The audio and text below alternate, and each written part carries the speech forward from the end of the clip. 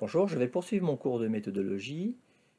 Plus exactement, je vais poursuivre mes réflexions concernant le mode des recueils des données. La dernière fois, je vous avais parlé de la posture de recherche. Je vous avais décrit trois grandes postures de recherche. Posture de recherche pure, recherche appliquée, recherche-action. J'en arrive maintenant à un deuxième volet tout aussi important, le choix de la démarche de recherche. La démarche de recherche renvoie au mode de raisonnement adopté en fait pour produire des connaissances. Je vais présenter deux démarches de recherche type. Dans un premier temps, je présenterai la démarche standard, c'est la démarche dite hypothético-déductive. Et dans un second temps, je vous parlerai d'une démarche alternative, moins courante, mais aussi intéressante, la démarche empirico-inductive. Je commence donc par la démarche standard hypothético-déductive. Je vais tout d'abord éclairer le chemin que l'on emprunte quand on est engagé dans une démarche hypothético-déductive. Le chemin va du général au particulier, dans le sens où il va s'agir de partir de la théorie, donc il va s'agir en fait de tester une théorie, tester le bien fondé d'une théorie. Le point de départ, c'est donc la théorie.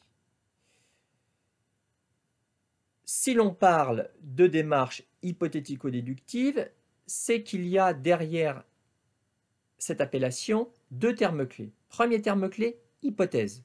Hypothético vient d'hypothèse. Si vous êtes engagé dans une démarche hypothético-déductive, cela signifie qu'à un moment donné dans le processus de recherche, vous posez des hypothèses de recherche noir sur blanc. Vous les couchez sur le papier. Une hypothèse, c'est une proposition, tout simplement du type si A, alors B.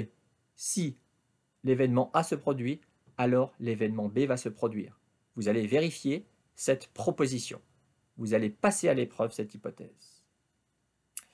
Le deuxième terme clé, hypothético-déductive, déductive, il faut entendre déduction. Vous allez donc utiliser comme mode de raisonnement la déduction.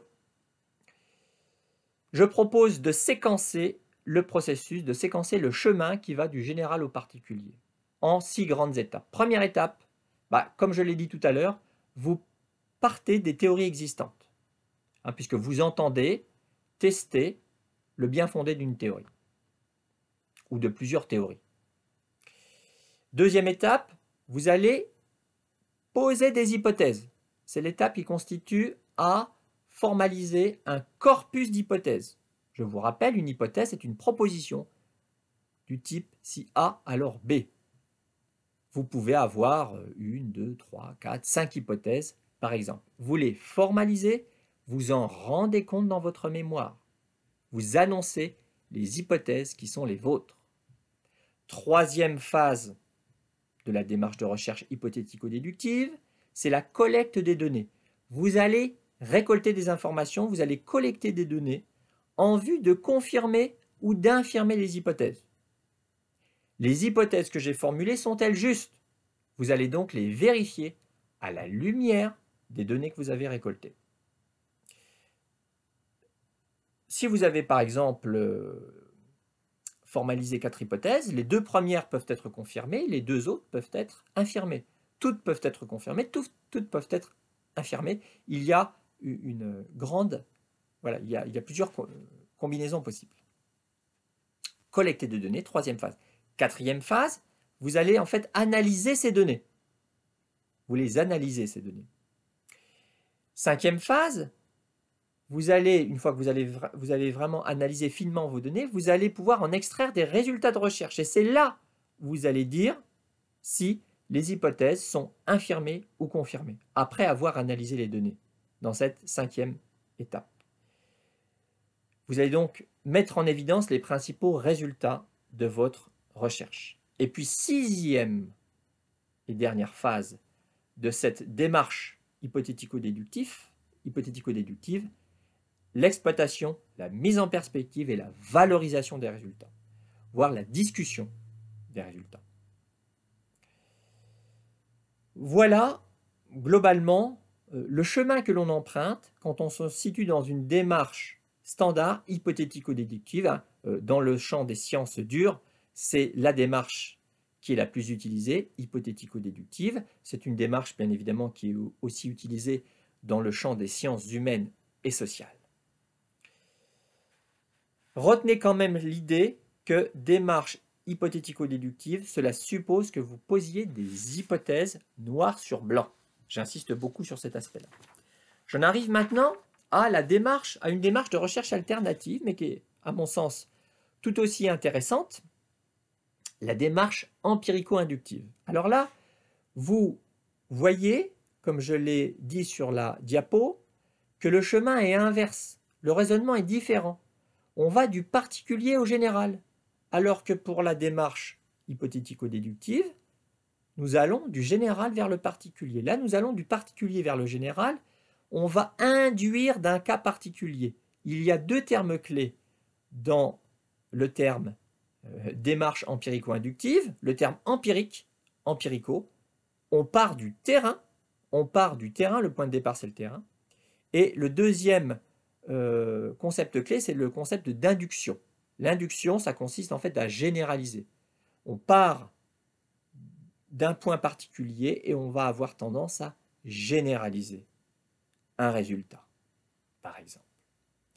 Je propose de séquencer le processus de la manière suivante, de séquencer le chemin de la manière suivante. Premièrement, le point de départ, ce n'est pas la théorie, c'est le terrain. Donc, le point de départ, c'est un travail de terrain et de collecte des données foisonnantes. On part du terrain. Deuxième étape, vous allez mettre en forme, classer, coder, hiérarchiser ces données. Certaines sont importantes, d'autres le sont moins, donc vous allez faire le tri en fait dans les données que vous avez pu récolter sur le terrain. Troisième étape, vous allez explorer la littérature. Vous voyez, vous tournez vers la littérature, mais dans un second temps. Contrairement à la démarche hypothético-déductive où vous êtes tout de suite tourné vers la littérature, puisque vous partez de la littérature. Donc là, vous explorez la littérature, vous recherchez des grilles d'analyse pertinentes. L'idée, c'est d'aller mobiliser les grilles d'analyse les plus pertinentes pour éclairer vos données, pour donner du sens à vos données. Il faut faire parler les données. Les données ne parlent pas d'elles-mêmes. Il va falloir utiliser des outils théoriques. Les outils théoriques, ce sont des théories et des concepts. À vous d'aller chercher les bons, les bonnes. Quatrième phase, une fois que vous avez un cadre d'analyse, une grille de lecture théorique ou plusieurs, vous allez pouvoir faire une première interprétation, une première analyse des données, et éventuellement à ce stade-là, vous pouvez tout à fait élaborer des hypothèses de recherche. C'est tout à fait possible ou pas, mais vous voyez bien que dans ce cas-là, les hypothèses de recherche ne sont pas tirées directement de la littérature. Les hypothèses de recherche viennent dans un second temps dans la démarche empirico-inductive. Mais c'est tout à fait possible. Cinquième phase, éventuellement, retour éventuellement au travail de terrain et nouvelle collecte des données plus orientées, plus précises. Sixième phase, analyse des données. Septième phase, résultats de recherche. On travaille sur les résultats de recherche. Huitième phase, comme dans la démarche précédente, exploitation, mise en perspective, valorisation des résultats. Les dernières étapes sont similaires à celles aux dernières étapes de la démarche hypothético-déductive. Retenez bien que dans le cadre d'une démarche empirico-inductive, la grande différence avec la démarche hypothético-déductive, c'est que l'on part du terrain pour, dans un second temps, mobiliser la littérature. La littérature doit vous servir à éclairer un terrain, à analyser vos données, et vous allez petit à petit monter en généralité, vous allez petit à petit induire d'un cas particulier. Voilà ce que recouvre la démarche empirico-inductive. J'imagine qu'il y aura des questions concernant la démarche de recherche, puisque c'est vraiment quelque chose qui est un peu complexe et qui est technique. Je répondrai dans la mesure du possible à vos questions. Lors d'une prochaine séquence vidéo, je vous parlerai du choix des méthodes de recherche. C'est le dernier volet concernant le mode de recueil des données. Au revoir.